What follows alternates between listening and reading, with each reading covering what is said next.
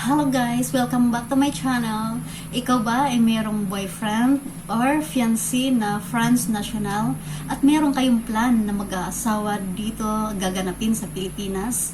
Well guys, ito ay merong mga requirements. So, isa sa mga requirements dito ay ang legal capacity to contract marriage. So, gusto ko lang pong i-share sa inyo ang aking experience because recently ay nag-aasawa rin po ako ng French national and merong mga requirements na aming kinukomplete. So, how to process the legal capacity to contract marriage. So, sa pagkuha niyan guys, iyan ay merong mga pinapasa na requirements. Well, ang legal capacity to contract marriage, iyan ay isa sa mga requirements pag ang Pilipino ay mag-aasawa ng isang foreigner. Nire-required po talaga yan. By the way guys, ako ay isang Filipina na nakapag-asawa ng French national. Ako ay isang widow at mayroong isang anak. Okay? So, nung nakapag-decide na kami ng aking fiancé last year, 2023, na kami ay magpapakasal dito sa Pilipinas, ay ang una naming ginawa ay nagpa-book kami ng appointment sa France Embassy.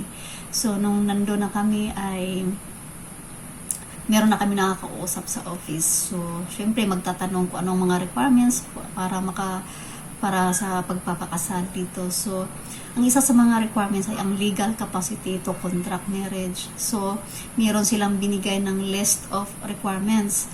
So, merong set of 3 application form for certificate of legal capacity. So that one, tatlong form, ang isa ay nakasulat sa language nila, French, and then ang isa naman na tatlong tatlong form din ay translated naman siya into English.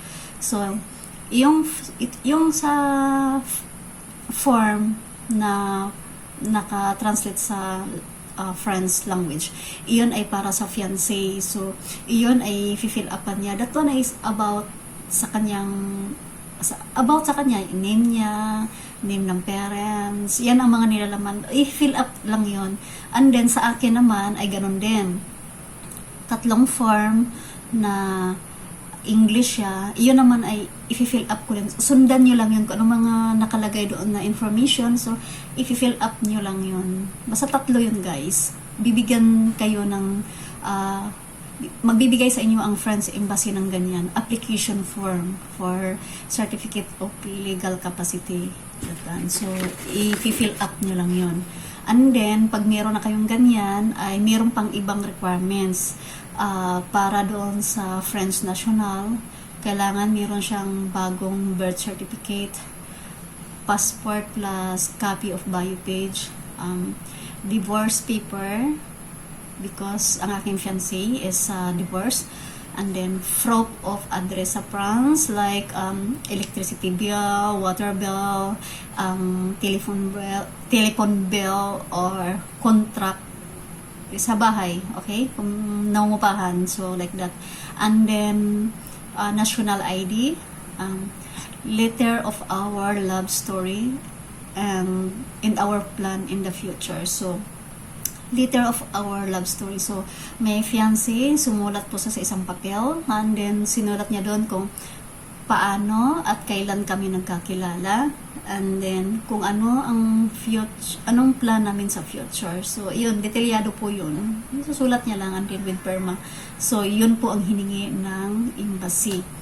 And then sa akin naman as a Filipino national, ang hiningi naman sa akin na requirements para sa legal capacity to contract marriage ay since meron akong anak guys, so ang hiningi sa akin ay birth certificate ko, birth certificate ng anak ko. Yan ay apostle from DFA. And then sinumar, ang sinumar din kailangan naka-apostle from DFA.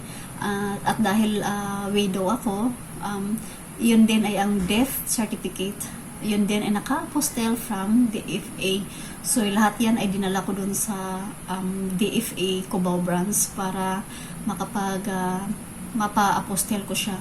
So, and then, bukod dyan ay 2 valid IDs. So, ay binigay ko ay ang aking passport at ang aking SSS ID kasi yun po ang meron ako. Kasi yun nga, hiningi nila 2 valid ID. And then, patunay kung saan ako nakatira dito sa Pilipinas. So, ang ibinigay ko ay ang kontrata ng bahay. Pero kung kontrata ng bahay na ako ay nagre-rent, ganun. Pero kung wala namang ganun, pwede rin naman yung kumuha kayo sa barangay clearance, or pwede rin naman na meron kayong water bill, electric bill, kung yan ang nakapangalan sa inyo. So yun, basta meron ka ng proof na dyan ka nakatira. So, iyan po ay ang aming ipinasa. So, ngayon ang sabi ng embassy, sa pagkumplito na yung inyong mga requirements, hindi na kailangan na pumunta kayo ulit dito sa embassy. So, binigay sa amin yung kanilang complete address dyan sa may Makati. And then, pinapadala lang namin through courier sa LBC. So, ito na. Kinumpleto na namin, and then, pinadala na namin doon sa France Embassy. So, nagwi-wait po ako ng exact 2 months. Exact 2 months ay meron ng email sa akin ang France Embassy na ang aming legal capacity contract marriage ay ready to pick up na. So, happy! Okay, 2 months. And then, again, because that time, ang aking fiancé ay bumalik na sa France. So, ako na mismo ang kumuha sa France Embassy. So, again, tumawag ako at nagpabook na appointment para makuha na yung aking legal capacity to contract marriage. So, happy na sa ako. So, finally guys, we are married na.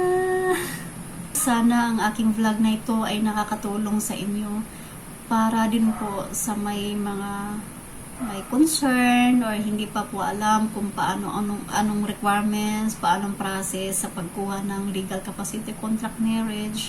So, I hope ang vlog na ito ay nakakatulong sa inyo. Thank you for watching.